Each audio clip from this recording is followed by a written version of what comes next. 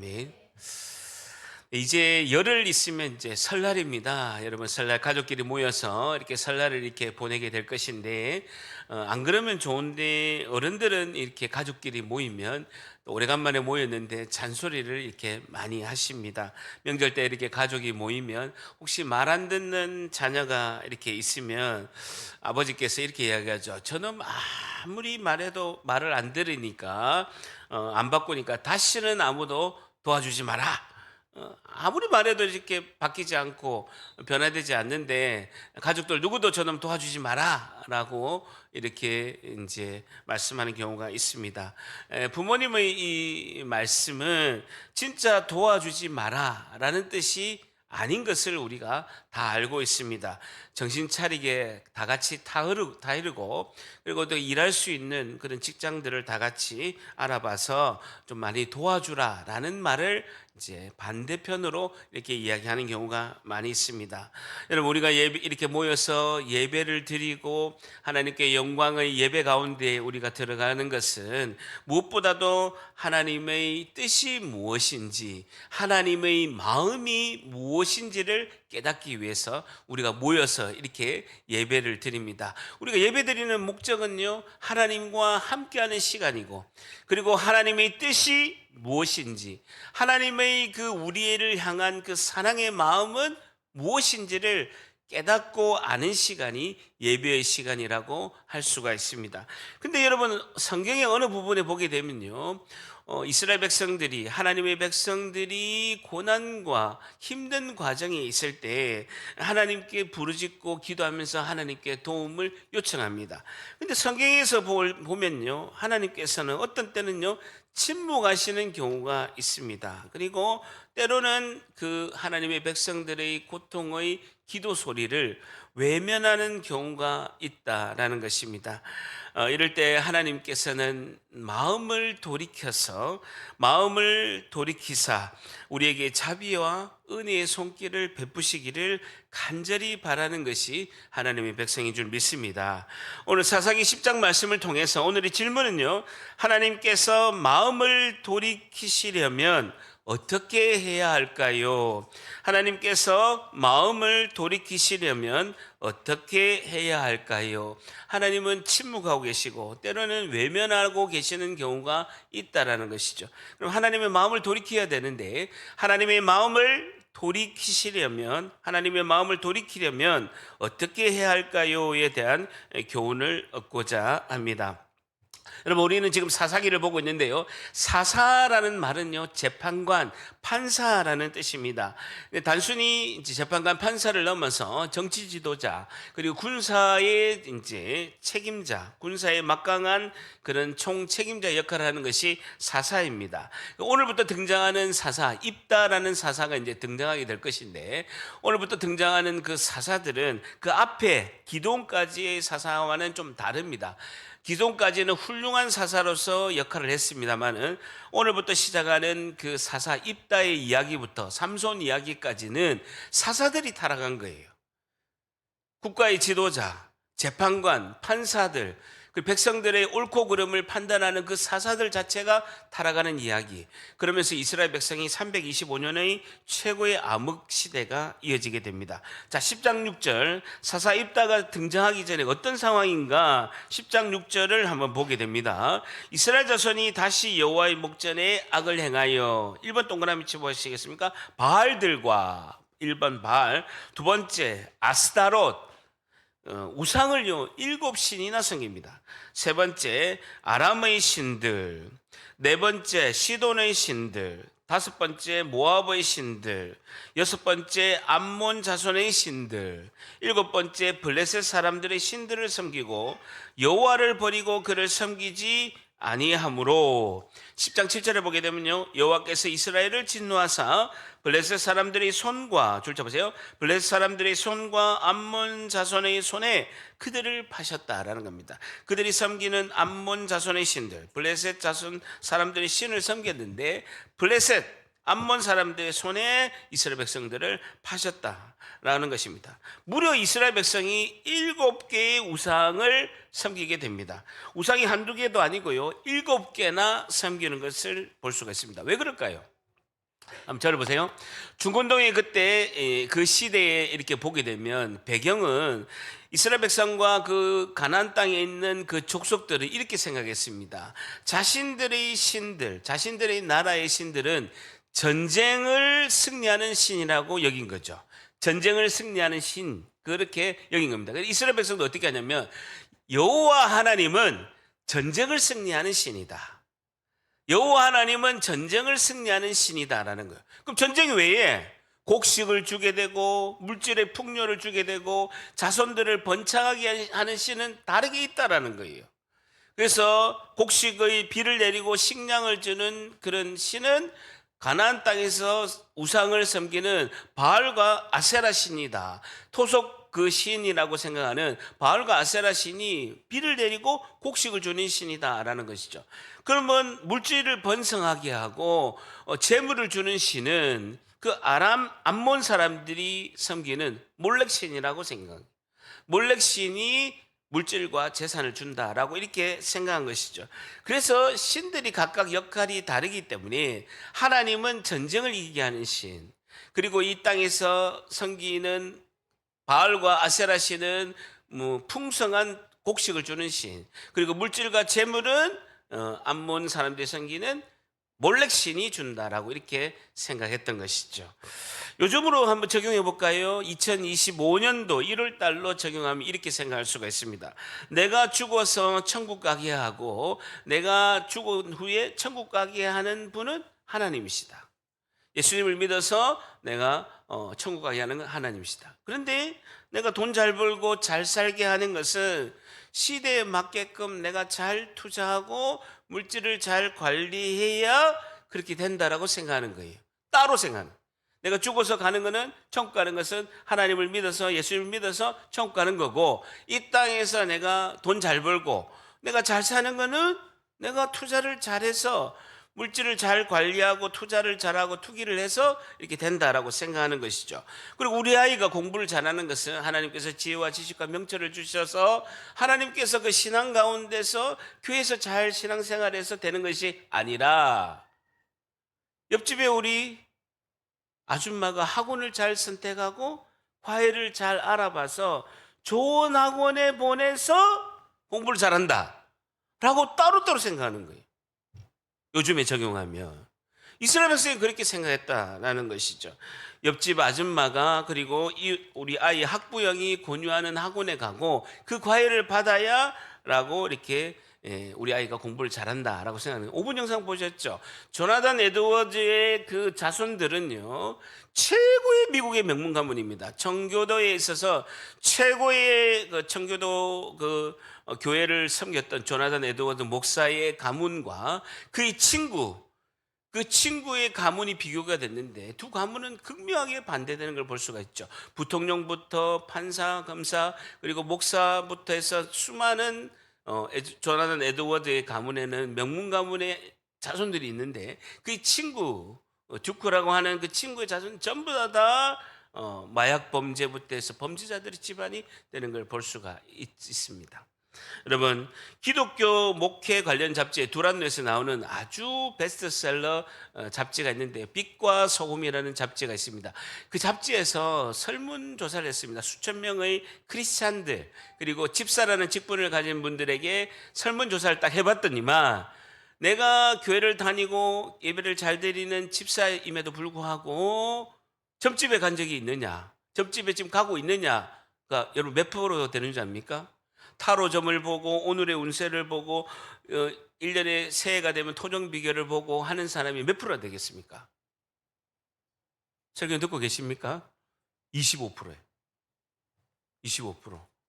여러분, 10명의 중에서 한 3명은 그렇게 한다라는 것이죠. 여러분, 흑백 요리사 경연대회를 이렇게 보게 되면, 저는 대회를 보지 않았습니다만은, 요리를 이렇게 맛있게 하는 요리에 보면 양념을 한 스푼을 더 넣고 안 넣고에 따라서 요리의 맛이 차이 나는 것을 볼 수가 있습니다. 마찬가지로 우리 신앙에 있어서 하나님과의 관계에 대수롭지 않다라고 생각하는 우리의 행동, 그 한 스푼의 행동이 신앙을 오염시키고 하나님과의 관계가 멀어질 수 있는 그런 원인이 될 수 있다라는 것입니다. 결론적으로 우리에게 주어지는 복과 은혜는 모든 만물을 주관하시고 우리를 눈동자처럼 지켜주시고 인도하시는 하나님의 전적인 은혜인 줄 믿습니다. 여러분, 제가 건설회사 14년 다녔죠. 그리고 이제 노량진의 방송국에서 9년 동안 23년간 이제 직장 생활을 했습니다. 그런데 특히 건설회사 할 때는 고급 정보가 많아요. 어디 가서 뭘 사면 굉장히 이렇게 재산 증식에 좋다라는 것도 많이 들었고, 특히 내가 서울에 근무할 때는요, 그때만 해도 다 경기가 좋았습니다. 지금처럼 안 좋기 전이기 때문에 고급 정보들이 이렇게 많이 있습니다. 그때 제가 이제 투자하고 이렇게 했으면 빌딩이 몇 채가 되고 집이 몇 채가 되는 그 거의 준재벌, 여러분 저 못 만날 뻔했어요. 그렇게 되는 상황이 펼쳐질 수 있으면. 근데요, 그렇게 하면서 이제 제 가까운 지인들한테는 소개를 많이 했죠. 주식은 뭘 사고 건물은 뭘 사고 이렇게 해라라고 해서 돈을 많이 번 분들이 상당히 많아요. 정말로 많아요. 많은데 저는 하나님께서 그런 마음을 안 주시더라고요. 한 번도 뭘 인위적으로, 예수님을 제가 31살에 믿었는데 지금까지 한 번도 뭔가를 인위적으로 해본 적이 없습니다. 왜 그러냐면요, 그것에 몰입하고 내가 그것을 계속 생각하고 신경 쓰면 하나님을 생각할 시간이 없고, 그것이 이렇게 수익이 발생하고 또 수익이 또 내려옴에 따라서 신앙에 있어서 롤러코스터를 타기 때문에 하나님과의 관계에 있어서 좋은 영향을 미치지 못한다고 생각하기 때문에 일치한 적이 없는 거예요. 근데 제가 거지냐? 물론 통장에 잔고는 없습니다만은 거지냐? 그렇지도 않아요. 우리 없는 형편에 제가 돈 1원도 안 줬는데도 애가 미국에서 유학 잘하고 자녀들도 잘 크고 한 번도 제가 부족하게 살아본 적이 없습니다. 하나님께서 이른 비 늦은 비를 내리시고 충만한 은혜를 이끄시는 하나님의 전적인 은혜인 줄 믿습니다.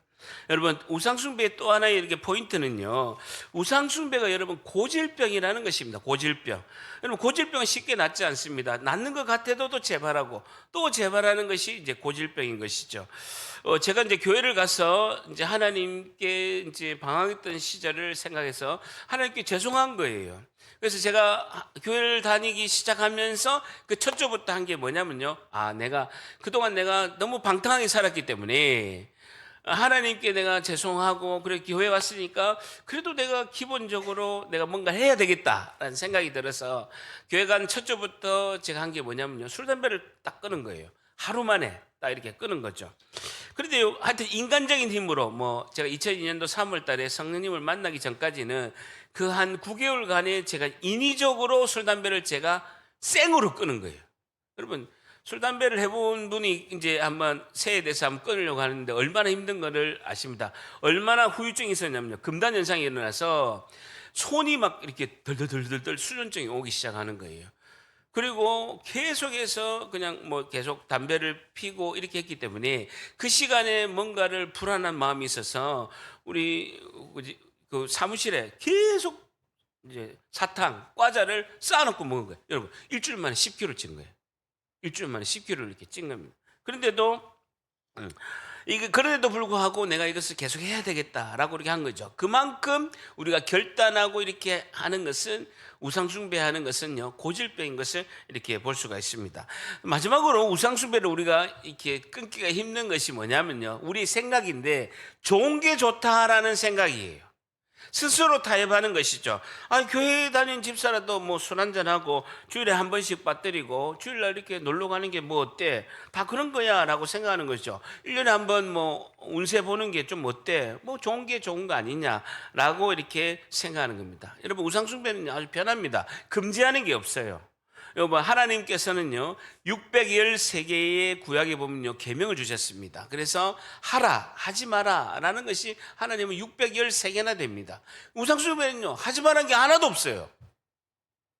제사 드려도 되고 술 먹어도 되고 담배 피워도 되고요, 자기 마음대로 해도 뭐라는 게 아무것도 없는 거예요. 단지 적당하게 우상만 섬기고 스스로를 내가 괜찮다라고 생각하면 된다라는 것이죠. 어쨌든 우상숭배는 그 자리에 자꾸 우상숭배를 하고 내 뜻대로 살다 보면 하나님과의 관계가 멀어지고 하나님을 등지는 경우가 많다는 것이죠. 다시 한번 10장 6절에 보게 되면요, 이스라엘 자손이 다시 여호와의 목전에 악을 행하여 바알들과 아스타롯과 아람의 신들과 시돈의 신들과 모압의 신들과 암몬 자손의 신들과 블레셋 사람들의 신들을 섬기고 여호와를 버리고 그를 섬기지 아니하므로. 여러분, 이 모든 신이라고 하는 세상 모든 부귀 영광, 그리고 신이라고 하는 이것들이 다 주는 것도, 뭐 주는 것도 없지만 만약에 주는 것이 있다 하더라도 하나님 말씀 한 줄보다 못한 줄 믿습니다. 여러분, 가장 소중하고 중요한 것은요, 예수님의 그 사랑의 우리 영생의 생명입니다. 이 땅에서 예수님의 사랑을 깨닫고 영생의 생명을 얻는 것이 너무나 중요하다라는 것이죠. 하나님께서는 우리가 지켜주시고 복을 주실 때 겸손히 우리가 세상과 등지고 하나님의 그 사랑을 실천할 때 하나님의 은혜가 충만한 줄 믿습니다. 여러분, 제가 열흘 전에 수술하러 갔잖아요. 어쨌든 아내하고 수술 대기실에서 한 40분 정도 수술 대기하면서 막 뜨겁게 대기실에서 기도하다가 딱 수술실에는요, 혼자 들어가는 거예요. 바로 직전까지 아내랑 같이 의자에 앉아서 열심히 기도하다가 수술실에는요, 저 혼자 들어가는 거예요. 바이바이 하고 딱 들어갔는데, 들어가서 이렇게 머리에 이렇게 가운을 이렇게 머리 캡을 딱 쓰고 위에 수술복을 딱 입고 대기하고 있는데요, 목사님 저도 떨리더라고요. 차라리 전신 마취하고 뭐 차디찬 그냥 수술실로 들어가면 되는데 국소 마취를 하니까 다 이제 들리고 다 보이고 뭐 눈만 이제 마취를 하다 보니까 의사 선생님이 다 듣고 뭐 한 거 다 뭐 마취가 그냥 눈만 대고 아무것도 마취가 안 된 거죠. 근데 1시간 동안요, 의사 선생님이 눈을 밑으로 보세요, 눈을 위로 보세요 하고 1시간 동안 그 수술을 하는데, 각막을 째고 수술을 하는데 온몸에 힘이 들어가지고 몸이 완전 막 이렇게 다리가 쥐가 나고 손에 막 이렇게 힘이 들어가지고 몸이 마비되는 걸 느꼈습니다. 여러분, 그때는요, 돈, 명예 아무것도 생각 안 납니다. 정말로 아무것도 생각 안 나요. 하나님, 빨리 수술 잘 되게 해서 건강하게 해달라라고 하는 것이죠. 여러분, 우리가 그렇게 잡고 자는 것이 때로는 허공에 있는 안개 같은 것들이 많아요. 모든 것은 하나님의 사랑과 하나님의 지켜주시는 은혜가 제일 우선인 줄 믿습니다. 자, 7절에 보세요. 여호와께서 이스라엘에게 진노하사 블레셋 사람들의 손과 암몬 자손의 손에 그들을 파심해. 8절에 그들은요, 블레셋과 암몬 사람들이 요단강 저편 길르앗에 있는 아모리 족속 땅에 있는 모든 이스라엘 자손을 다 쳤으므로 18해 동안 억압을 받았더라라고 말씀하고 있습니다.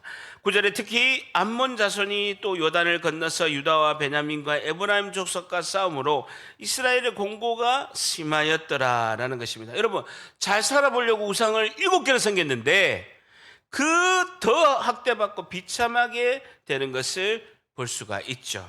이럴 때 사람들은 어떤 반응을 일으킵니까? 나는 왜 이렇게 되는 게 없노? 라고 이렇게 생각하죠. 자신이 분명히 잘못한 것임에도 불구하고 하나님은 왜 내 앞길을 막고 있고 왜 내 길을 안 열어주시는 거야? 라고 원망을 오히려 한다라는 거예요. 나는 죽도록 이렇게 노력하는데 왜 이렇게 되는 게 없는 거야? 라고 오히려 원망한다라는 것이죠. 사랑하는 성도 여러분, 질문이 바뀌어야 됩니다. 질문이 이렇게 됩니다. 나는 예배 때 그 많은 말씀을 듣고 예배 때 그 많은 은혜를 경험했는데 왜 이렇게 나는 안 변할까라고 질문을 바꿔야 된다는 것이죠. 우리도 이렇게 질문해야 됩니다. 다 같이 따라합니다. 이렇게 예배 잘 드리는데, 한 번 더, 이렇게 예배 잘 드리는데 나는 왜 안 변할까요? 한 번 더, 나는 왜 안 변할까요? 여러분 이렇게 은혜로운 예배 드리는데 나는 왜 안 변할까요? 라고 이렇게 질문을 바꿔야 됩니다. 자, 이런 상황에서 드디어 이스라엘 백성이 10장 10절 같이 읽습니다. 시작. 이스라엘 자손이 여호와께 부르짖어 이르되 우리가 우리 하나님을 버리고 바알들을 섬김으로 주께 범죄하였나이다. 줄 잡으세요. 우리가 우리 하나님을 버리고, 정확하게 알아요. 고통이 있으면요 정확하게 안다고요. 원인과 결과를 정확하게 안다라고요. 우리가 우리 하나님을 버리고 바알들을 섬김으로 주께 범죄하였나이다 라고 그들이 정확하게 안다는 건 이제 정신을 차린 거예요. 이게 회개의 외침을 하게 되는 것입니다. 놀랍게도 이스라엘 백성의 이 외침에 따라서 하나님은 그전까지는, 기도원까지는 구원을 하셨어요. 근데 이번에는요 하나님이 거절하고 거부하게 되십니다. 11절에 여호와께서 이스라엘 자손에게 이르시되 내가 애굽 사람들과 아모리 사람과 암몬 자손과 블렛 사람들에게 그동안에 너희를 구원하지 아니하였느냐? 또 시돈 사람들과 아말렉 사람과 마온 사람이 너희를 압제할 때 너희가 내게 부르짖었고 내가 너희를 그들의 손에서 구원하지 않았느냐? 하나님께서 그렇게 말씀하시면서 13절 같이 있습니다. 시작. 너희가 나를 버리고 다른 신들을 섬기니 그러므로 내가 다시는 너희를 구원하. 줄잡으세요. 그러므로 내가 다시는 너희를 구원하지 아니하리라. 하나님이 말씀을 선포해 버리십니다. 하나님은 침묵하시고 때로는 고개만 돌리셔도 되는데 이번엔 직접 하나님께서 하나님도 어길 수 없는 하나님의 말씀으로 선포해 버리시는 거예요. 내가 다시는 너희를 구원하지 아니하리라. 너희들의 구원의 은혜를 베푸지 않고 다시는 사사도 보내지 않겠다라고 말씀하고 있습니다. 14절에 가서 너희가 택한 신들에게, 줄쳐보세요. 너희가 택한 신 7개 있잖아. 그 신들에게 부르짖어서 너희가 환난 때에 그들이 너희를 구원하는가 한번 해봐라라는 거예요. 너희들 잘 믿고 있대. 7신이나 믿고 있는데 한번 외쳐봐라. 그들이 너를 구원하는 거 한번 해봐라 라고 이렇게 말씀하신 것입니다. 여러분, 일국의 왕도 자기가 선포한 그런 말에 대해서 자기도 어쩔 수 없이 지켜야 됩니다. 하물며 하나님께서는 하나님이 선포하신 하나님의 말씀은 하나님도 어길 수 없으신 것입니다. 여러분, 이스라엘 백성이 우상을 박살내고 우상을 다시 섬기지 않는 것은요 하나님의 소원이고 하나님의 뜻입니다. 근데요 하나님께서는 이스라엘 백성이 다시는 안 하겠다라고 고백하고 회개하고 있는데 그럼에도 불구하고 하나님은 구원을 베풀지 아니하시겠다라고 직접 말씀을 선포하신다는 겁니다. 왜 그러실까요? 여러분, 하나님은 왜 그렇게 하실까요? 여러분, 저도 그래도 빨리 응답을 받았는데 하나님께 기도한 것 중에 예수님 처음 믿고 제일 기도한 것은 우리 부모님의 영혼 구원을 위해서 기도했습니다. 하나님, 저는 아무것도 소원이 없습니다. 하나님께 제가 생명을 걸 만큼 너무나 간절히 원하는 기도 제목은 하나입니다. 우리 어머님, 아버님과 같이 이 교회에서 예배를 드릴 수 있도록 은혜를 달라라고 제가 새벽마다 기도한 거예요. 근데요 여러분, 하루도 안 빠지고 기도한 게요 3년 걸렸습니다. 3년 걸려서 그 자리에서 어머님 아버님하고 우리 애들하고 같이 예배드리는 기적을 경험했다는. 근데요 3년 기도한 것도 정말 빨리 응답받은 거예요. 여러분, 우리 동생이요 작년에 예수님을 영접하는 기도하고 안수기도를 받았습니다. 여러분, 제가 24년을 기도했어요. 24년, 고래심줄 같은 우리 동생을 구원을 위해서 24년을 기도했습니다. 여러분, 하나님의 소원이고 하나님의 뜻인데 때로는 응답이 굉장히 긴 경우가 있습니다. 때로는 하나님께서는 지금처럼 이스라엘 백성에게 외면하시는 것처럼 하나님께서 그렇게 하시는 모습처럼 보일 때가 있다라는 거예요. 여러분, 왜 그럴까요? 하나님의 소원이고 하나님 뜻인데 하나님 왜 빨리 응답하지 않으시냐는 거예요. 우리의 회개 기도를 하나님이 들으시면 바로 응답해 주셔야 되는데 왜 그러냐라는 것입니다. 그것은요 여러분, 우리의 회개의 모습이 때로는요 일시적인 것일 수도 있고요, 때로는 절대 앞으로 안 하겠습니다라는 영구적인 회개일 수도 있다는 거예요. 대부분이 보면요 일시적인 회개가 많아요. 여러분, 우리가 애들 키우게 보면요, 애들 막 몇 때리잖아요. 다시는 안 하겠습니다 하고 3일 있다가 해요, 안 해요? 어디 갔노? 다시는 안 하겠습니다 하고 3일 있다가 해요? 그 일시적인 회개라는 거예요. 이스라엘 백성도 지금 계속해서 하나님 살려주세요 하면 하나님 구원의 은혜를 베풀고, 또다시 죄를 짓고 하나님 살려주세요 죽겠습니다 하면 또다시 이렇게 하는 것들이 반복되는 거예요. 그러니까 하나님께서 보시기에는요, 임시용인지, 너희들의 회개가 임시용이고 일시적으로 하는 건지, 아니면 영구적인 것을 하나님이 보시겠다라는 뜻이죠. 회개의 기도가 하나님의 백성이 일시적으로 어려움을 외면하려고, 당장 이 위기를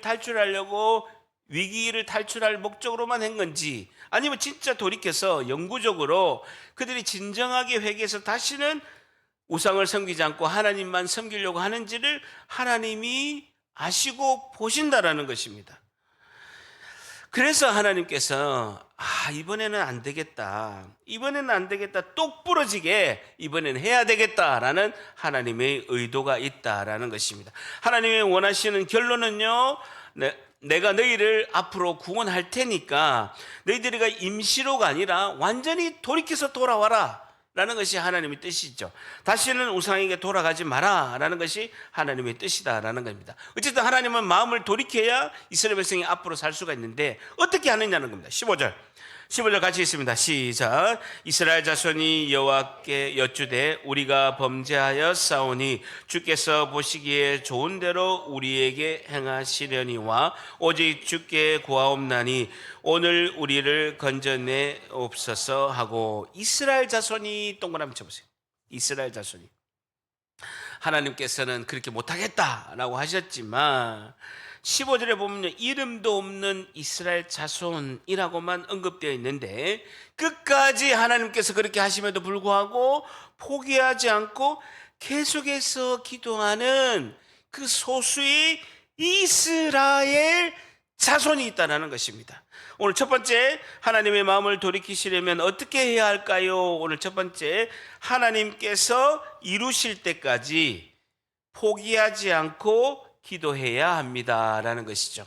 하나님께서 이루실 때까지 포기하지 않고 기도해야 합니다라는 것입니다.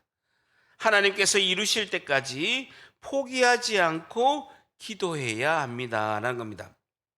하나님께서 그렇게 안 하겠다 하시더라도 이스라엘 자손이라는 그 소수의 사람은 그 뜻이 하나님께서 해줄 테니까 너희들은 이제 영구적으로 앞으로는 절대 우상 숭배하지 않고 돌이켜서 해라 라는 뜻으로 이해하고 포기하지 않고 기도하는 이스라엘 자손이 있었다라는 거예요. 여러분, 우리가 송구영신 예배 때 있었지만 엘리야가 그 열왕기상서 18장에 보게 되면요, 갈멜살 전투에서 바알 선지자 450명, 아세라 선지자 400명과 맞대결을 하면서 그가 하나님이 불을 내리셔서 제물을 태우고, 그 다음에 엘리야가 450명의 바알 선지자들을 다 죽여버립니다. 그 용맹무상했던 엘리야가 아합 왕의 아내, 극악무도한 이세벨이라는 여자가 엘리야를 죽이겠다 한다는 거예요. 그러니까 엘리야가 450명의 바알 선지자를 다 처단할 때는요, 그 용맹무상했던 엘리야가 한 여자, 극악무도한 이세벨이 엘리야를 죽이겠다니까 겁을 먹어서 시내산까지 도망갑니다. 그러면서 하나님께 원망해서 이렇게 이야기합니다. 열왕기상서 19장 10절에 하나님, 오직 나만 남았습니다. 하나님, 이게 뭡니까? 이 이스라엘 땅에 하나님을 경외하는 사람 오직 나만 남았습니다라고 하나님께 기도합니다. 하나님은 놀랍게도 열왕기상서 19장 18절에 하나님 이렇게 말씀합니다. 아니야, 이스라엘 가운데서 이 나라를 위해서 기도하는 몇 명이 있었다? 7,000명이 하나님께서 남겨주었다. 7,000명이 있다라고 이렇게 말씀하고 있습니다. 여러분, 누군가는 영적으로 눈을 떠서 교회를 생각하고 힘든 성도를 생각하고 기도하는 그 기도 소리가 있는 이상 하나님께서는 마음을 돌이켜서 우리 교회에게 은혜를 베푸실 줄 믿습니다. 그 이스라엘 자손이 있다라는 거예요. 여러분, 제가 지난 지난주에 1월 16일 날 목요일 날 새벽에 이렇게 이렇게 제가 자고 있는데 새벽 3시에 하나님께서 갑자기 깨우시는 거예요. 새벽 3시에. 3시에 깨어서 기도해라라는 사인을 주시는 거예요. 흔치는 않은데 제가 눈이 안 좋기 때문에 흔치는 않은데 잠을 잔 지가 한 5시간밖에 안 됐는데 하나님 새벽 3시에 깨워서 기도를 하라라고 이렇게 사인을 주시는 겁니다. 그래서 제가 앉아서 이렇게 자리를 꼿꼿이 이렇게 책상에 앉아가지고 계속 이제 하나님께 기도했습니다. 하나님, 우리 교회를 위해서, 그리고 우리 지금 아픈 환우들이 있기 때문에 환우를 위해서 생각나는 그 기도를 이렇게 했습니다. 근데 하나님께서 우리 가족을 위해서 이렇게 좀 기도를 하라는 사인을 주시는 거예요.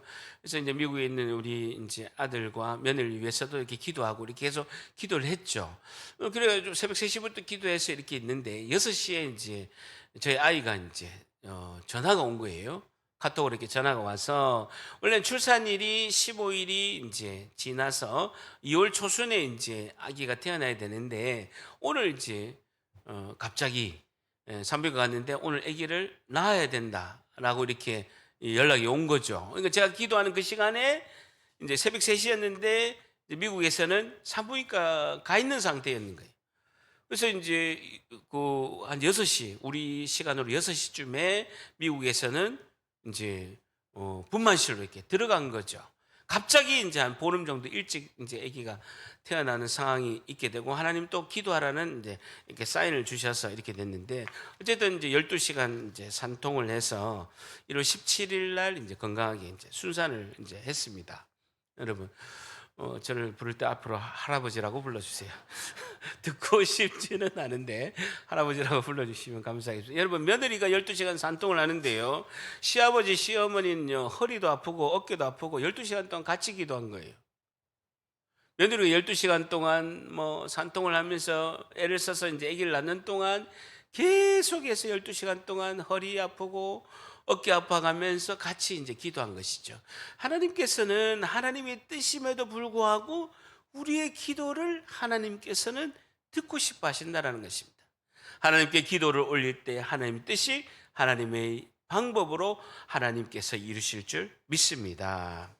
자, 15절에 보게 되면요, 어쨌든 간에 그런 이스라엘 자손이라고 언급하지만 그 자손들이 있어서 하나님께서 구원을 하신 것입니다. 여러분, 더욱더 14절에 보게 되면 너희가 환난 때에 그 우상신들이 너희를 구원하게 하라라고 이렇게 하나님이 말씀하신 것은 더욱더 전심으로 너희들이 하나님께 돌아오고 하나님께 기도해라 라는 뜻으로 15절에 있는 이스라엘 자손은 깨닫고 기도를 했다라는 것입니다.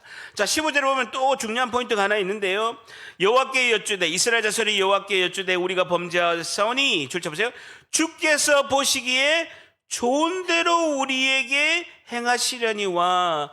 하나님, 그러면 하나님께서 보시기에 좋은 대로 우리가 행동을 하겠습니다, 실천을 하겠습니다라고 구체적으로 기도하고 그렇게 하려고 하면서, 그러면서 오직 주께 구하옵나니 오늘 우리를 건져내 주시옵소서라고 이렇게 기도하면서도 그렇게 행동을 한 것이죠. 그러면서 16절에 자기 가운데서 이방신들을 제하여 버리고, 하나님 그렇게 싫어하는 우상들을 제하여 버리고 여호와를 섬김에 여호와께서 이스라엘의 공고로 말미암아, 줄 쳐보세요, 마음에 근심하시니라. 마음에 근심하시니라. 줄 쳐보세요. 근심하다라는 단어를 쓴 원어를 찾아보니까요, 히브리어로 카자르라는 단어인데요, 원어 사전을 찾아보니까요, 짧아지다라는 뜻입니다. 짧아지다. 하나님의 그 영이, 하나님의 그 마음이 줄어들었다, 하나님의 마음이 쪼그라들었다라는 뜻입니다. 하나님의 마음이 쪼그라들었다. 그 마음은 뭡니까? 하나님의 마음이 견디지 못한다라는 뜻입니다. 하나님이 그 기도를 듣고 그 실천하는 모습을 보고 안타까운 마음으로 견디지 못해서 돌이키시기로 하셨다라는 의미라는 것입니다.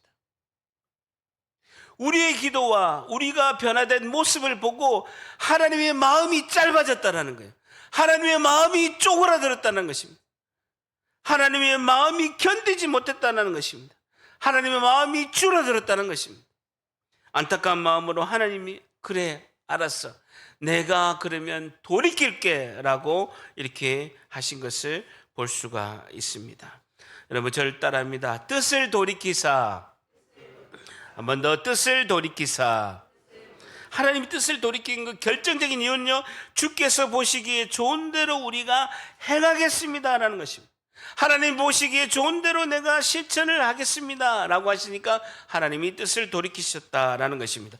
다시 두 번째, 하나님의 마음을 돌이키시려면 어떻게 해야 될까요? 두 번째, 하나님께서 보시기에 좋은 대로 실천하여야 합니다라는 것입니다. 하나님께서 보시기에 좋은 대로 실천하여야 합니다라는 것이죠. 하나님께서 보시기에 좋은 대로 우리가 실천하여야 합니다라는 것입니다. 우리가 생각하고 깨달으면요, 하나님께서 보시기에 좋은 대로 실천을 해야 된다라는 것입니다. 예를 들어서 한번 예를 들어 볼게요. 저를 보세요. 내가 이제 오늘 이제 설이 됐으니까 이제 올해는 이제 부모님을 내가 잘 섬기고 효도해야 되겠다라는 생각이 들었죠. 그리고 하나님께서도 10계명을 주셨는데 사람에 대한 첫 계명, 5계명에 보게 되면 내 부모를 공경하라라고 이렇게 말씀하셨으니까 뭐 부모님과 관계가 껄끄럽고 좀 이렇게 섭섭하고 마음이 안 좋은 게 있더라도 말씀이 생각나서 내가 부모님을 공경해야 되겠다라고 깨달음이 있어서 생각을 한 거예요. 그래서 다음 주가 이제 설이니까 부모님에 대한 공경하는 마음이 생겨서 설에 어쨌든 뭐 그 전에 섭섭한 마음이 있던 관계가 조금 힘들던 것을 우리가 다 접어두고 내가 교회 다니고 그래도 내가 하나님을 믿는 내가 집사인데 그래도 내가 받게 되지 않느냐라고 생각해서 부모님을 찾아뵙고 설에서 용돈도 이제 100% 인상 드리고 그리고 또 이렇게 뭐 또 얼굴도 뵈고 그리고 뭐 한 달에 한 번 뭐 이렇게 전화하는 것을 일주일에 두세 번 아니면 이제 매일 전화를 드려서 이렇게 안부를 여쭙고 그리고 이제 뭐 매일마다 기도를 이제 부모님의 건강을 위해서 부모님이 예수님 잘 믿어서 하나님의 나라로 갈 수 있도록 이렇게 부모님의 건강을 위해서 기도하고 이렇게 실천하면 하나님이 기뻐하신다라는 거예요. 근데 내가 깨달았어. 부모님을 공경해야지. 설교 말씀을 이렇게 들었어. 근데 여전히 행동은 똑같은 거예요. 부모님 만났는데 예전처럼 똑같은 거예요. 섭섭한 행동 그대로 하고 용돈도 인상 안 드리고 한 달에 한 번 전화하는 거 그대로 똑같이 하면요 전도가 안 돼요. 여러분 부모님 생각은 뭐라 하겠습니까? 교회 다니는데 봉황시 하는 게 다니고 그 보니까 뭐 뚱뚱한 목사 맨날 설교하고 그렇게 하는 거 뭐 열심히 다니는 것 같은데 나아진 게 하나도 없다라는 거예요. 여러분 생각하고 깨달으면요 실천하지 않으면 꽝입니다. 똑같다라는 거예요. 실천하지 않으면 내가 알고 있는데 실천하지 않으면 똑같잖아요. 뭐가 다릅니까?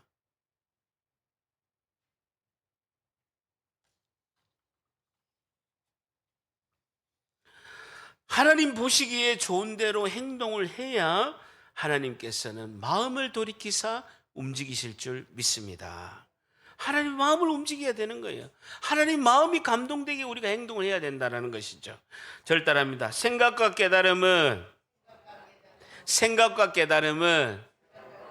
실천해야 한다. 한 번 더, 생각과 깨달음은 실천해야 한다. 하나님께서 선포하신 하나님의 말씀은 하나님도 지키셔야 됩니다. 그런데 하나님께서는요 번복을 하셔서 이번에는 마음을 돌이키사 하나님께서 선포하신 말씀을 번복하셔서 하나님께서 구원의 은혜를 베푸신다는, 여러분 결론은 어떻게 나는지 아십니까? 뒤에 한참 보세요. 11장 29절 11장 29절 같이 있습니다. 시작. 하나님 결국 마음을 돌이키십니다. 11장 29절 같이 있습니다. 시작. 이에 여호와의 영이 입다에게 임하시니 입다가 길르앗과 므낫세를 지나서 길르앗의 미스베에 이르고 길르앗의 미스베로부터 암몬 자손에게 나아갈 때 하나님의 영이 입다 사사에게 임해서 하나님께서 승리하게 하시는 은혜를 베푸신다라는 것입니다. 여러분 출애굽기 32장 14절에 보게 되면 이렇게 말씀하고 있습니다. 이스라엘 백성들이 모세가 내려오지 않으니까 40일 동안 시내산에 가서 내려오지 않으니까 그들이 애굽 땅에서 나올 때 이집트에서 나올 때 금을 다 모아가지고 금송아지를 만든 거예요. 그러면서 금송아지에게 이게 여호와 하나님이다 경배하라라고 우상을 섬기는 거예요. 기가 찰 노릇입니다. 그래서 하나님께서 이 이스라엘 백성을 다 죽이겠다라고 하십니다. 모세 너 한 명 가지고 내가 새롭게 하겠다라고 말씀하시는 거예요. 근데 모세가 하나님께 하나님 내가 죽어도 좋습니다. 하나님 내가 죽어도 좋으니까 이 백성을 살려주시옵소서라고 말씀합니다. 하나님은 이미 선포를 하셨습니다. 이 백성을 다 내가 다 쓸어버려서 모세 너 한 사람을 가지고 새로운 민족을 이루겠다라고 선포하셨어요. 근데 출애굽기 32장 14절에 이렇게 말씀하고 있습니다. 여호와께서 뜻을 돌이키사 여호와께서 뜻을 돌이키사 말씀하신 화를 그 백성에게 내리지 아니하시니라 라고 말씀하고 있습니다. 하나님의 마음을 감동하게 해야 된다는 것입니다. 우리는 하나님께서 이루실 때까지 포기하지 않고 끝까지 기도하고 하나님 보시기에 좋은 행동을 우리가 실천하여서 하나님께서 마음을 돌이키사 복을 다 받는 여러분들이 다 되시기를 예수님의 이름으로 간절히 축복합니다. 기도하겠습니다.